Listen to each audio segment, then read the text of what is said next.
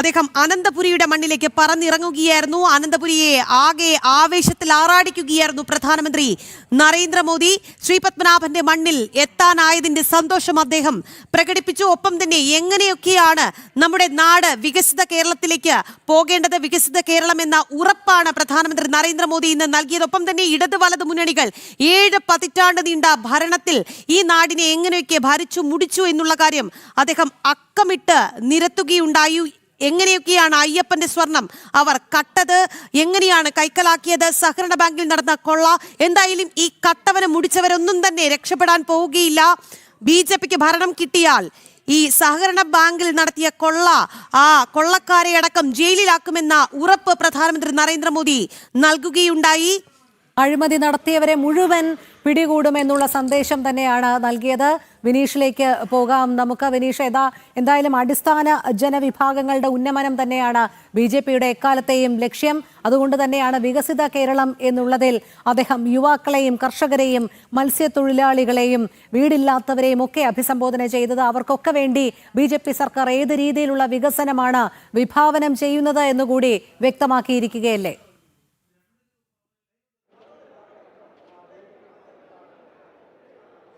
തീർച്ചയായിട്ടും കേന്ദ്ര സർക്കാരിൻ്റെ ഓരോ പദ്ധതികളും സാധാരണക്കാരായ ഓരോ ജനങ്ങളുടെ പ്രശ്നങ്ങൾ പരിഹരിക്കാൻ വേണ്ടിയാണ്. അതിൽ ഏറ്റവും പ്രധാനപ്പെട്ടതായിരുന്നു PM ശ്രീ പദ്ധതി. ഈ PM ശ്രീ പദ്ധതിയെ പോലും സംസ്ഥാനം അട്ടിമറിച്ചു. പ്രത്യേകിച്ച് സാധാരണക്കാരായവരുടെ മക്കളുടെ വിദ്യാഭ്യാസം, ആ വിദ്യാഭ്യാസ പദ്ധതി പോലും സംസ്ഥാനത്ത് അട്ടിമറിച്ചു. സമാനമായ രീതിയിൽ PM ആവാസ് യോജന പദ്ധതി, ഈ PM ആവാസ് യോജന പദ്ധതിയെ പോലും സംസ്ഥാനത്തെ അട്ടിമറിക്കുന്ന ഒരു സാഹചര്യം ഇപ്പോഴും തുടരുന്നു.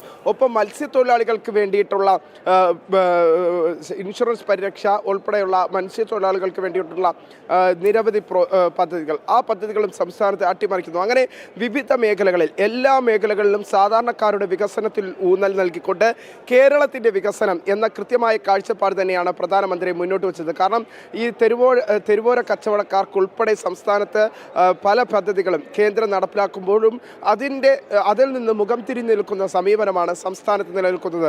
പ്രധാനമായും ഇടതു വലത് മുന്നണികൾക്ക് ഇരുവരും ഭരിക്കുമ്പോൾ ഒരേ ഒരു ലക്ഷ്യം മാത്രമാണ് ഉള്ളത്. അവർക്ക് അഴിമതി എന്ന ലക്ഷ്യത്തോടു കൂടി മാത്രമാണ് ഇടതു വലത് മുന്നണികൾ സംസ്ഥാനത്ത് ഭരണം നടത്തുന്നത് എന്ന ആക്ഷേപം തന്നെയാണ് പ്രധാനമന്ത്രി ഉന്നയിക്കുന്ന ഒരു സാഹചര്യം നമുക്ക് കാണാൻ സാധിച്ചത്. സമാനമായ രീതിയിൽ ഏറ്റവും പ്രധാനം അഴിമതിക്കപ്പുറം വലിയ തീവെട്ടിക്കൊള്ള തന്നെ ഇരുവരും സംസ്ഥാനത്ത് നടത്തിക്കൊണ്ടിരിക്കുന്നു എന്നത് പ്രധാനമന്ത്രി വ്യക്തമായി പറയുന്നു. ഇവരെയൊക്കെ ജയിലിലടയ്ക്കണമെങ്കിൽ സംസ്ഥാനത്ത് വരുന്ന നിയമസഭാ തെരഞ്ഞെടുപ്പിൽ BJP അധികാരത്തിൽ വരണം. സീറോ കറപ്ഷൻ എന്ന നിലപാടുമായി ആദ്യ നരേന്ദ്രമോദി സർക്കാർ അധികാരത്തിൽ വന്ന കാലം മുതൽ ഇപ്പോൾ രാജ്യത്തിൻ്റെ വികസനം നോക്കുമ്പോൾ നമുക്ക് മനസ്സിലാക്കാൻ സാധിക്കുന്നത് വലിയ രീതിയിലുള്ള ഒരു വികസന കുതിപ്പ് സാമ്പത്തിക മേഖലയിലും എല്ലാ മേഖലയിലും രാജ്യം ഉന്നതമായ പദവിയിൽ അല്ലെങ്കിൽ ഉന്നത പട്ടികയിലൊക്കെ എത്തുന്ന സാഹചര്യം നിലനിൽക്കുന്നുണ്ട്. ഇത് കേരളത്തിൻ്റെ വികസന പട്ടികയിലും കൂടി ഇത്തരം കാര്യങ്ങൾ കൊണ്ടുവരേണ്ടതുണ്ട്. അതിന് പ്രധാനമായും ഇത്തരം വികസനങ്ങൾ സംസ്ഥാനത്ത് യാഥാർത്ഥ്യമാകണമെങ്കിൽ കൃത്യമായി വരുന്ന നിയമസഭാ തെരഞ്ഞെടുപ്പിൽ BJP സർക്കാർ തന്നെ അധികാരത്തിൽ വരണമെന്ന ആവശ്യം തന്നെയാണ് പ്രധാനമന്ത്രി മുന്നോട്ട് വച്ചത്. ഒപ്പം തന്നെ കഴിഞ്ഞ കുറേ കാലമായി ഇടതു വലതു മുന്നണികൾ, പ്രത്യേകിച്ച് കോൺഗ്രസും CPM-ഉം കൃത്യമായി തന്നെ ജനങ്ങളെ പറ്റിച്ച് കബളിപ്പിച്ച തിരുവനന്തപുരം കോർപ്പറേഷനിൽ വലിയ മാറ്റമാണ് ഇനി സംഭവിക്കാൻ പോകുന്നത്. കാരണം തിരുവനന്തപുരം കോർപ്പറേഷൻ്റെ അധികാരം BJPയുടെ ഒരു മേയറിലേക്ക് നൽകുമ്പോൾ അത് വികസിത അനന്തപുരി എന്ന ചിന്തയിലേക്ക് തന്നെയാണ് മാറുന്നത്. പ്രത്യേകിച്ച് ഇതുവരെയും കാണാത്ത ഒരു വികസനം തലസ്ഥാനത്ത് ഉണ്ടാകുമെന്ന ഉറപ്പ് തന്നെയാണ് പ്രധാനമന്ത്രി നൽകിയിരിക്കുന്നത്. അതേസമയം തന്നെ മേയർ VV രാജേഷ് പ്രത്യേകിച്ച് വികസന രേഖ പോലെ ആ വികസന പദ്ധതികൾ, അതായത് 101 കൗൺസിലർമാരിൽ നിന്ന് സംയോജിപ്പിച്ചുകൊണ്ട് അവർക്ക് ആവശ്യമായ വികസന പദ്ധതികൾ, അടിസ്ഥാനപരമായി നടപ്പിലാക്കേണ്ട വികസന പദ്ധതികളുടെ ഒരു സംയോജിത രൂപം പ്രത്യേകിച്ച് പ്രധാനമന്ത്രിക്ക് VV രാജേഷ് മേയർ കൈമാറുന്ന ഒരു സാഹചര്യം, അതിൽ പ്രധാനമന്ത്രി ഉറപ്പ് നൽകുന്ന തരത്തിലേക്കൊക്കെ പോകുന്നു. അപ്പോൾ വികസനം എന്ന നിലപാടിൽ ഊന്നിക്കൊണ്ട് തന്നെയാണ് BJP ഇപ്പോഴും മുന്നോട്ട് പോകുന്നത്. പ്രത്യേകിച്ച് തിരുവനന്തപുരത്തിൻ്റെ വിജയത്തിൽ ഒരു പിന്നാമ്പുറ ചിന്ത അല്ലെങ്കിൽ പിന്നാമ്പുറ രാഷ്ട്രീയ കഥ പ്രധാനമന്ത്രി പറഞ്ഞത് ഇത്തരത്തിലാണ്.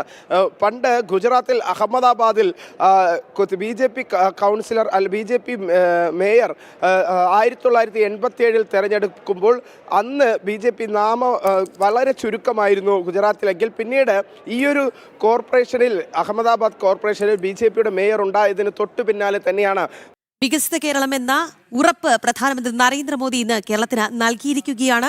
ഇന്ന് ഇടത് വലത് മുന്നണികളെ വല്ലാതെ കടന്നാക്രമിക്കുകയായിരുന്നു. അതിശക്തമായ ഭാഷയിൽ തന്നെയാണ് വിമർശിച്ചത്. കാരണം ഇടതും വലതും കൂടി ചേർന്ന് കേരളത്തെ കട്ടുമുടിച്ചു, ഭരിച്ചു മുടിച്ചു എന്ന് 70 വർഷം നീണ്ട അല്ലെങ്കിൽ 7 പതിറ്റാണ്ട് നീണ്ട ഇടത് വലത് മുന്നണികളുടെ ഭരണം അത് എങ്ങനെയൊക്കെയാണ് ഒരു നാടിന്റെ വികസനത്തെ പിന്നോട്ടടിച്ചത് എന്നുള്ളത് അദ്ദേഹം അടിവരയിട്ട് പറയുമ്പോൾ ഈ കോൺഗ്രസിനെ അദ്ദേഹം വിശേഷിപ്പിച്ചത് മുസ്ലിം ലീഗ് മാവോവാദി കോൺഗ്രസ് എന്നുള്ളതാണ്. അദ്ദേഹം ഒരു MMC എന്നുള്ള ഒരു ടേം തന്നെ യൂസ് ചെയ്തു എന്നുള്ളതാണ്. നമുക്ക് വിനീഷിലേക്ക് പോകാം അല്ലേ? വിനീഷ്, MMC എന്താണ് MMC? ഇന്ന് പ്രധാനമന്ത്രി ആ വാക്ക് വല്ലാതെ അടിവരയിട്ട് പറയുന്നുണ്ടായിരുന്നു, കോൺഗ്രസിനെ കടന്നാക്രമിക്കുന്നുണ്ടായിരുന്നു. പറയൂ വിനീഷ്, എന്തൊക്കെ കാര്യങ്ങളാണ് അദ്ദേഹം കോൺഗ്രസിനെതിരെ പറഞ്ഞത്?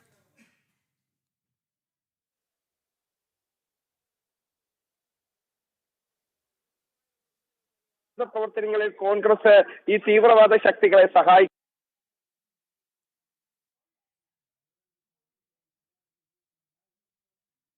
മന്ത്രി നടത്തിയത്. നേരത്തെ രാഖി സൂചിപ്പിച്ചതുപോലെ തന്നെ പ്രധാനമന്ത്രി ഉപയോഗിച്ച വാക്ക് ഇത്തരത്തിലായിരുന്നു, MMC. ആ വാക്ക് തന്നെയായിരുന്നു പ്രധാനമന്ത്രി മാവോവാദി കോൺഗ്രസ് എന്ന നിലപാടിൽ പ്രധാനമന്ത്രി ആ ഒരു വാക്ക് ഉപയോഗിച്ചുകൊണ്ടായിരുന്നു കോൺഗ്രസിനെ കടന്നാക്രമിക്കുന്ന സാഹചര്യം ഉണ്ടായത്. എന്തായിരുന്നാലും നിലവിലെ സാഹചര്യത്തിൽ രൂക്ഷ വിമർശനം കോൺഗ്രസിനെതിരെയും CPM-നെതിരെയും നടത്തുന്ന ഒരു സാഹചര്യം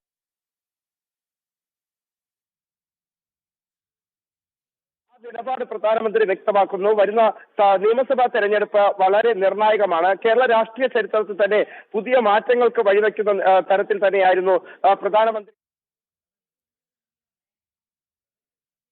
മുസ്ലിം ലീഗ് മാവോവാദി കോൺഗ്രസ് അഥവാ MMC എന്ന് പറയാം എന്നാണ് കോൺഗ്രസിനെ കടന്നാക്രമിച്ചുകൊണ്ട് ഇന്ന് പ്രധാനമന്ത്രി പറഞ്ഞത്. ഈ കോൺഗ്രസിന്റെയും മുസ്ലിം ലീഗിനെയും കയ്യിൽ നിന്ന് നമ്മുടെ പവിത്ര ഭൂമിയെ എങ്ങനെയാണ് സംരക്ഷിക്കേണ്ടത്, അതിന്റെ ഒരു ആവശ്യകത എല്ലാം തന്നെ പ്രധാനമന്ത്രി ചൂണ്ടിക്കാട്ടി എന്നുള്ളതാണ്. കോൺഗ്രസിന്റെ കയ്യിൽ വികസന പദ്ധതി ഇല്ല, പകരം ഇത്തരം വർഗീയത, ഇപ്പോൾ മുസ്ലിം ലീഗിനേക്കാൾ വർഗീയത പറയുന്നത് കോൺഗ്രസ് ആണ് എന്നാണ് പ്രധാനമന്ത്രി ഇന്ന് പറഞ്ഞു വെച്ചത്.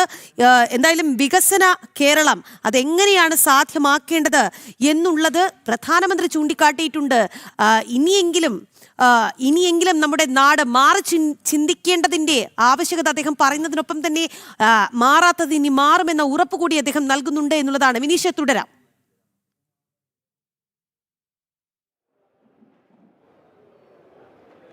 തീർച്ചയായിട്ടും മാറാത്തത് മാറ്റി തിരുവനന്തപുരം നഗരസഭയിൽ എന്ന നിലപാടും പ്രധാനമന്ത്രി പറയാതെ പറഞ്ഞു. കാരണം മറ്റൊന്നും കൊണ്ടല്ല, പ്രധാനമന്ത്രി ആദ്യം പ്രസംഗം തുടങ്ങിയ ഘട്ടം മുതൽ തന്നെ പ്രധാനമന്ത്രി തലസ്ഥാന നഗരിയിലെ ജനങ്ങൾക്ക് നന്ദി അർപ്പിച്ചുകൊണ്ടായിരുന്നു അദ്ദേഹം പ്രസംഗം നടത്തിയത്. ഒപ്പം തന്നെ തിരുവനന്തപുരത്തിൻ്റെ മേയറെ ഏറ്റവും വലിയ രാജ്യത്തിൻ്റെ പ്രധാന സേവകൻ എത്തി ഹസ്തദാനം നടത്തി നേരെ വേദിക്ക് മുന്നിലെത്തി താൻ രാജ്യം പ്രത്യേകിച്ച് തിരുവനന്തപുരത്തിനോടൊപ്പം എന്ന സൂചന നൽകിക്കൊണ്ട് തിരുവനന്തപുരത്തിൻ്റെ മേയറുടെ കൈ തന്നെ ഉയർത്തിപ്പിടിച്ചുകൊണ്ട് വലിയ ആവേശം നൽകുന്ന തരത്തിലുള്ള ഒരു പ്രതികരണം തന്നെയായിരുന്നു പ്രധാനമന്ത്രിയുടെ ഭാഗത്തുനിന്നുണ്ടായത്. ഒപ്പം ഇവിടെയുള്ള ജനങ്ങളൊക്കെ പ്രത്യേകിച്ച് തലസ്ഥാന നഗരികളുടെ ജനങ്ങൾക്ക് കൃത്യമായ രീതിയിൽ നന്ദി അറിയിപ്പിച്ചുകൊണ്ട് തന്നെയാണ് അവരാണ് അല്ലെങ്കിൽ ജനങ്ങളാണ് തൻ്റെ ഏറ്റവും വലിയ ശക്തി എന്ന നിലപാട് ഉറപ്പിച്ചുകൊണ്ട് അവർക്ക് മുന്നിൽ കൂപ്പുകൈകളുമായി നിന്ന് കൃത്യമായി പ്രധാനമന്ത്രി തൻ്റെ പ്രസംഗം ആരംഭിക്കുന്നത് നമുക്ക് കാണാൻ സാധിച്ചു. ഒപ്പം തന്നെ എടുത്തു പറയേണ്ട മറ്റൊരു കാര്യം, പ്രധാനമന്ത്രി ഏറ്റവും കൂടുതൽ രൂക്ഷമായ ഭാഷയിൽ ഇടത് വലത് മുന്നണികളുടെ അഴിമതികൾ ചൂണ്ടിക്കാണിക്കാനായിരുന്നു പ്രധാനമന്ത്രി തൻ്റെ പ്രസംഗത്തിൽ ഏകദേശം 40 മിനിറ്റോളം നീണ്ടു നിന്ന പ്രസംഗത്തിൽ ഏറ്റവും കൂടുതൽ സമയം ചിലവഴിച്ചത് എന്നതാണ് നമുക്ക് മനസ്സിലാക്കാൻ സാധിക്കുന്നത്. കാരണം കേരള രാഷ്ട്രീയ ചരിത്രത്തിൽ പുതിയ മാറ്റം വരാൻ പോകുന്നു. ആ മാറ്റം വരാൻ പോകുന്നത് വരുന്ന നിയമസഭാ തെരഞ്ഞെടുപ്പാണ്. ആ നിയമസഭാ തെരഞ്ഞെടുപ്പിൽ ഇടത് വലത് മുന്നണികൾക്കെതിരെയുള്ള വലിയ അമർഷം കേരളത്തിലെ ജനങ്ങൾക്ക് മുന്നിൽ ഉണ്ട് എന്നത് സൂചിപ്പിക്കുന്ന തരത്തിൽ തന്നെയായിരുന്നു പ്രധാനമന്ത്രിയുടെ പ്രസംഗത്തിലുടനീളം നമുക്ക് കാണാൻ സാധിച്ചത്. മറ്റൊന്നും കൊണ്ടല്ല, പ്രത്യേകിച്ച് ഏറ്റവും വലിയ ആത്മീയ കേന്ദ്രം ശബരിമല എന്ന ലോകത്തിലെ തന്നെ ഏറ്റവും വലിയ ആത്മീയ കേന്ദ്രത്തിൽ പോലും അഴിമതി നടത്തുന്ന ഭരണകൂടമായി ഇടതു വലതു മുന്നണികൾ സംസ്ഥാനത്ത് മാറിയിരിക്കുന്നു എന്ന നിലപാട് അത് പ്രധാനമന്ത്രി നേരിട്ട് ജനങ്ങൾക്ക് മുന്നിൽ പറയുമ്പോൾ പ്രത്യേകിച്ച് ശബരിമല പോലുള്ള ഒരു ആത്മീയ കേന്ദ്രത്തിൽ ഇത്തരം അഴിമതി നടത്തിയതിൻ്റെ അതിൻ്റെ തീവ്രത തന്നെയായിരുന്നു പ്രധാനമന്ത്രി സൂചിപ്പിച്ചത്. അതിൽ പ്രധാനമന്ത്രി മറ്റൊരു കാര്യം കൂടി സൂചിപ്പിക്കുകയുണ്ടായി. പ്രത്യേകിച്ച് ഇരു മുന്നണികളുടെയും കോൺഗ്രസിൻ്റെയും CPM-ൻ്റെയും മുന്നണികളുടെ കൊടികൾ രണ്ട് തരത്തിലാണെങ്കിൽ പോലും പക്ഷേ ഇവരുടെ നിലപാടുകൾ ഒരേ തലത്തിലാണ്. ഇവരുടെ ഐഡിയോളജി, പ്രത്യേകിച്ച് ഇവരുടെ ആശയം എന്ന് പറയുന്നത് അഴിമതിയാണ്. അതിലാണ് ഇവർ രണ്ടുപേരും ഫോക്കസ് ചെയ്യുന്നത് എന്ന രൂക്ഷ വിമർശനം പ്രധാനമന്ത്രി നടത്തുകയുണ്ടായി. ഒപ്പം തന്നെ സാധാരണക്കാരായ ജനങ്ങൾ, ആ ജനങ്ങളുടെ പ്രശ്നങ്ങൾ പരിഹരിക്കാൻ കേന്ദ്രം ഒരു പദ്ധതി തയ്യാറാക്കുമ്പോൾ ആ പദ്ധതിയോട് മുഖം തിരിഞ്ഞു നിൽക്കുന്ന സമീപനമാണ് സംസ്ഥാനത്തെ പിണറായി സർക്കാർ നടത്തുന്നതെന്ന് കൃത്യമായി പ്രധാനമന്ത്രി വ്യക്തമാക്കുന്നു. പ്രത്യേകിച്ച് വിദ്യാഭ്യാസ മേഖലയിൽ ഏറ്റവും കൂടുതൽ ഊന്നൽ നൽകിക്കൊണ്ട് PM ശ്രീ പോലുള്ള ഒരു വലിയ പദ്ധതി കേന്ദ്രം നടപ്പിലാക്കിയപ്പോൾ ആ പദ്ധതിയിൽ പോലും രാഷ്ട്രീയം കലർത്താൻ CPM ശ്രമിച്ചു, അല്ലെങ്കിൽ ഇടതുപക്ഷ സർക്കാർ പിണറായി സർക്കാർ ശ്രമിച്ചു എന്ന് പ്രധാനമന്ത്രി പറയാതെ പറഞ്ഞു. അതിൽ പോലും മുഖം തിരിഞ്ഞു നിൽക്കുന്ന നിലപാട് പ്രത്യേകിച്ച് കേരളത്തിലെ സംസ്ഥാന സർക്കാരിൻ്റെ ഭാഗത്തുനിന്നുണ്ടായി. ഒപ്പം സമാനമായ രീതിയിൽ സാധാരണക്കാരുടെ പ്രശ്നങ്ങൾ പരിഹരിക്കാൻ, അവർക്ക് ഒരു വാസയോഗ്യമായ വീട് അത് യാഥാർത്ഥ്യമാക്കാൻ ഓരോ ജനങ്ങളുടെയും സ്വപ്നമാണ്, സാധാരണക്കാരൻ്റെ സ്വപ്നമാണ് വാസയോഗ്യമായ ഒരു വീട്. ആ വീട് യാഥാർത്ഥ്യമാക്കാനുള്ള PM ആവാസ് യോജന പോലുള്ള പദ്ധതികൾ കേരളത്തിൽ നടപ്പിലാക്കുമ്പോൾ അതിൽ പോലും മുഖം തിരിഞ്ഞു നിൽക്കുന്ന സമീപനമാണ് സംസ്ഥാന സർക്കാർ നടപ്പാക്കുന്നത്.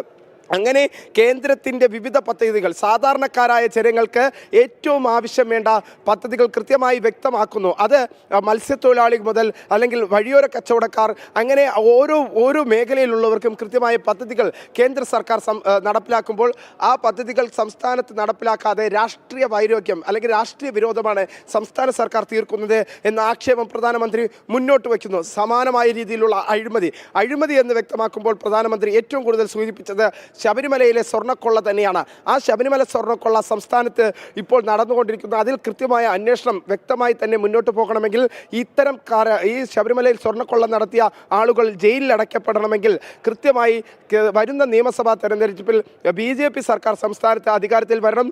അങ്ങനെ അധികാരത്തിൽ വന്നാൽ കേരളത്തിൽ ഇതിൽ കൃത്യമായ അന്വേഷണം നടക്കും.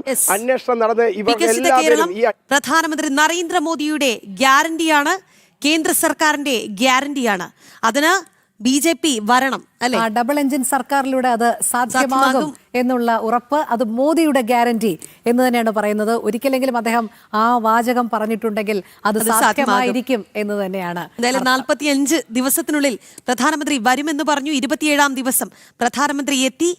കേരളത്തിന് എന്താണോ വേണ്ടത് അത് നൽകുമെന്നുള്ള ഉറപ്പ്, അതോടൊപ്പം നമ്മുടെ തലസ്ഥാനത്തെ രാജ്യത്തെ മികച്ച നഗരങ്ങളിൽ ഒന്നാക്കുമെന്നുള്ള ഉറപ്പുമുണ്ട്. ഇനി ആ പ്രതീക്ഷയിൽ തന്നെയാണ്.